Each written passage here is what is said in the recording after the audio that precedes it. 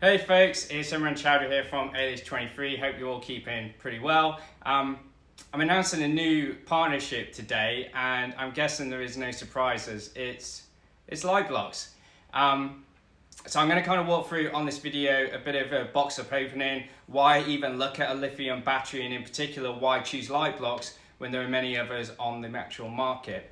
Now, for those people that have followed any of my build threads, in particular around the development of my own car, you've kind of noticed that I've kept away from jumping into the usual kind of power upgrades. And I mean, it's like Colin Chapman kind of used to say, you can add power and that's great in straight lines, but actually if you reduce some weight, that's where you'll start to become faster everywhere on track. And for me, as a driver, as someone that likes designing and creating and manufacturing parts, the concept of kind of improving my own car's weight as well as suspension and brakes to make it overall better on track has always been something that's been quite dear to my heart versus just jumping into power. So lithium batteries were very much something that I've been looking at for many years, and I actually started with a Braille battery quite a few years ago. Now, one of the problems with lithium batteries is that if you don't look after them, they die. And once they die, they really do die. There's no resuscitation, as it were. And over winter, whilst the car was kind of in hibernation, I was pretty lazy.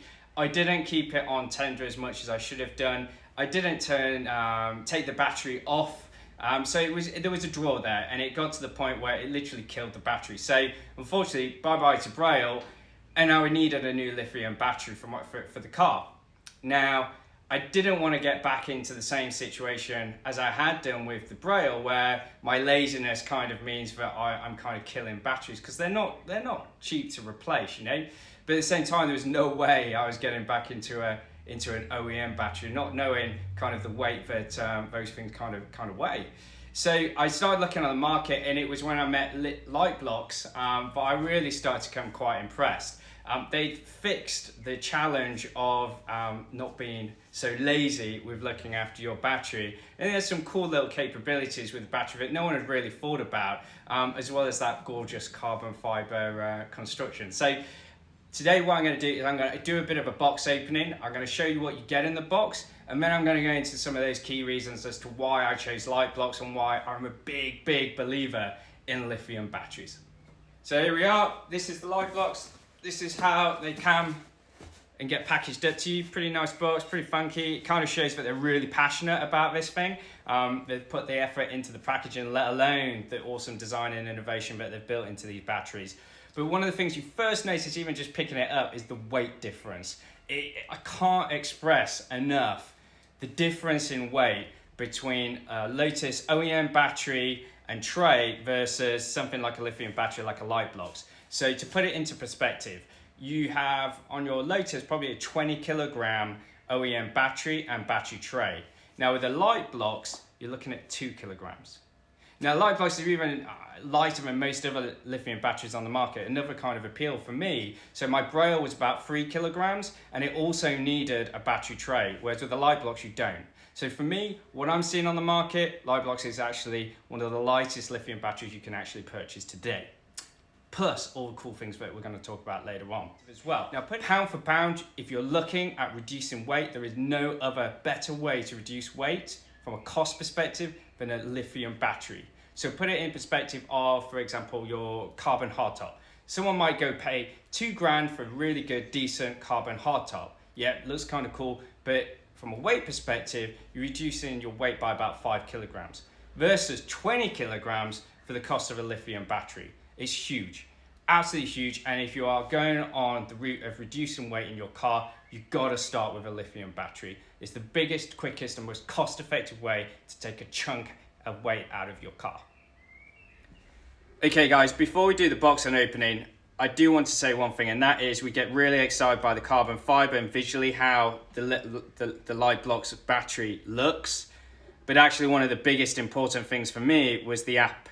And it's the app that we'll talk about later on in this video, because that fundamentally fixes, for me anyway, the major problem with lithium batteries, and that is looking after them, maintaining them, and prolonging the life of a lithium battery.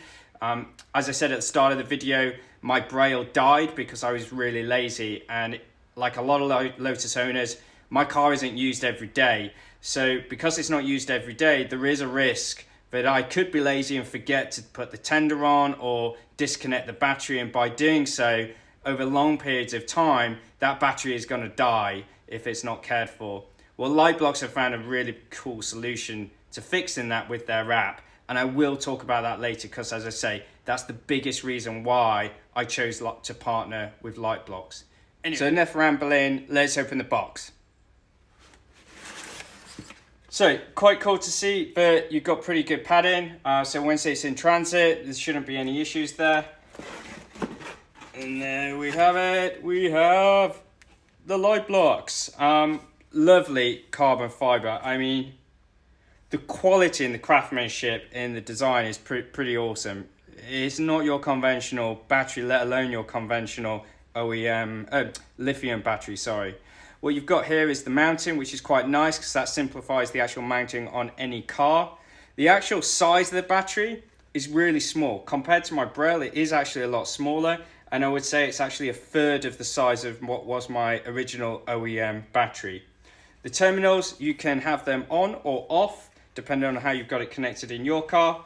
What you have here is, instead of just a simple sticker, you've actually got some embossed, engraved kind of branding, as well as the model number, the plus and minuses as you would expect, and just a signal there that, you know, this can be remotely connected to the app, which I said we'll be talking about later on today. It's also made in Germany, and you can kind of tell that in terms of the craftsmanship and the quality of the engineering and how it's actually being built. So, bit of a zoom in, and you can see the carbon fiber is pretty much, there is no distortion there. It's just beautiful carbon fiber, made in Germany, super light, LiteBlox. Okay, so what else do you have in the box? What else comes? Well, you don't need a mountain, as I say, because the mountain is actually kind of here. So that makes life a lot simpler. You also get kind of a bag of goodies as well. It's kind of funny. No fat batteries. Big supporter of that. You also get a nice little key ring, as well as all of the bits and bobs to actually mount it. So you've got your bolts in that for mounting the battery to the car. And in terms of mounting to the car, what I did was I actually found the sizing for the bolts.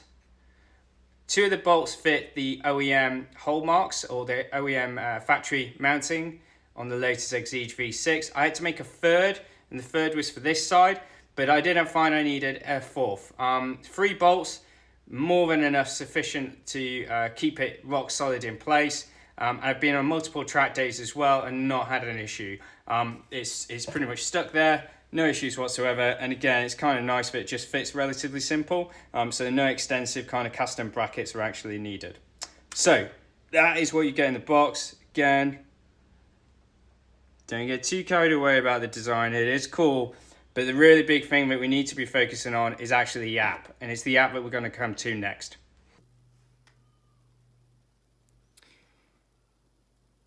So let's have a look at this app. So the app is available to download for Apple or Android. You can see it's here on my Apple device, and I'm going to just load it up. So it's important to mention that right now I'm actually sat at home. I'm in my front office. I'm not next to the car, and neither am I really next to my garage. I'm a few meters away, to be fair.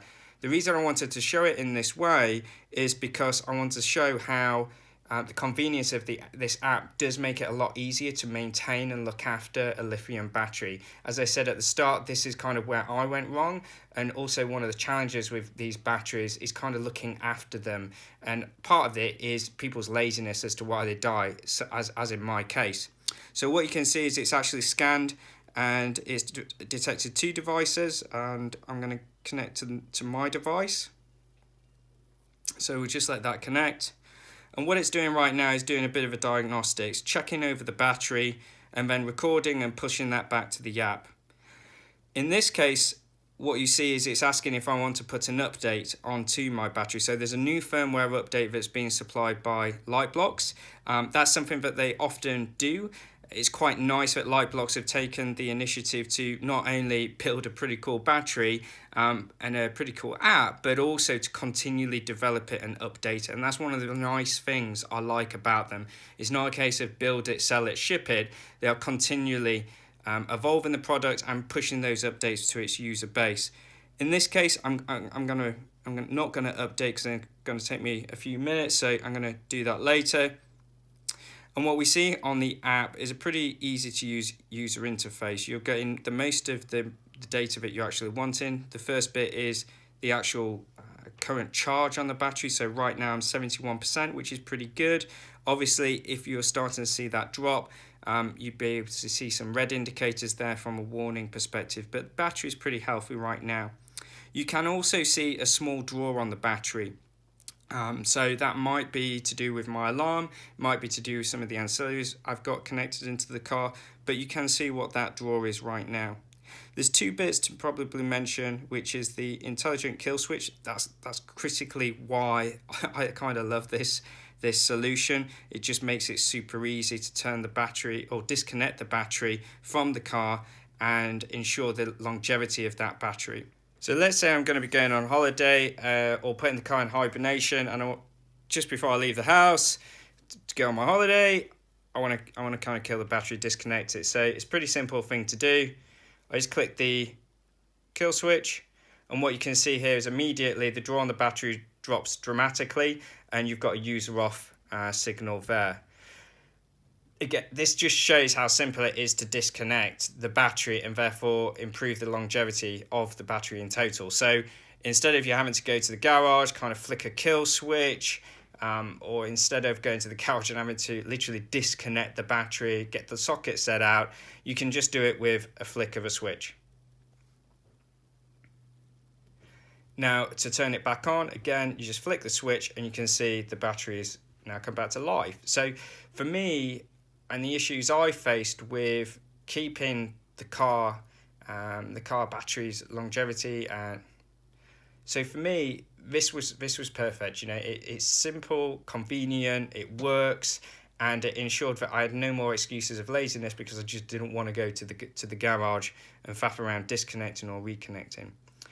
The other bit to probably mention is this anti-theft. This is quite handy. So let's say you're parking your car somewhere outside and you want the alarm on. You don't want to disconnect the battery completely, but what you are wanting to do is maybe add some additional protection, and that's where the anti-theft piece comes in. So you can flick that. There is still the drawer on the car. There is still the alarms, the central locking, etc. But if someone actually seems to get into the car, turns the alarm off and tries to start the car, the actual kind of physical connection of being able to start a car is avoided. And the way that you kind of turn that on and off is very simple, in the same ways that we did with the kill switch. A few other things to probably show. You can look at some of the history of the battery. We talked about the firmware updates. So again, it's really nice to see LiteBlox kind of pushing those updates out to its customer base. You can also see device information, which I'm probably going to hash out my password, but you can see the serial number, you can see firmware update. You can also see quite interesting things such as my runtime. So the battery's been live with me for say 127 days or so, of which out of those 127 days active, it's been about 2.5 days in total. So that, you know, quite useful information. The other cool thing that I liked was if you do ever have a problem with the battery and it's not easy to detect why, you can actually send data from the app that's pulling data from the actual battery, and that data can get over to LiteBlox and they can do further diagnostics and see how they can help rescue your battery or look at remedying the problem that you've actually got. So really cool things that you can do there. And again, this is kind of why I've been so impressed with LiteBlox. They're just not standing still. They're continually evolving, and the convenience of this app just makes having a lithium battery and living with a lithium battery just so much easier. So that's it for today, guys. That is the LiteBlox. I hope you found this video interesting and informative. If you want to learn more or even purchase, check out alish23.com. The web address is in the link in the description below on this video. And also, if you want to learn more about cool products that I'm bringing to market for the Exige V6, make sure that you subscribe to my YouTube channel. Until then, Thank you everyone that continues to support this project and me. It really is appreciated. And thank you very much. You take care, guys. Thank you. Bye.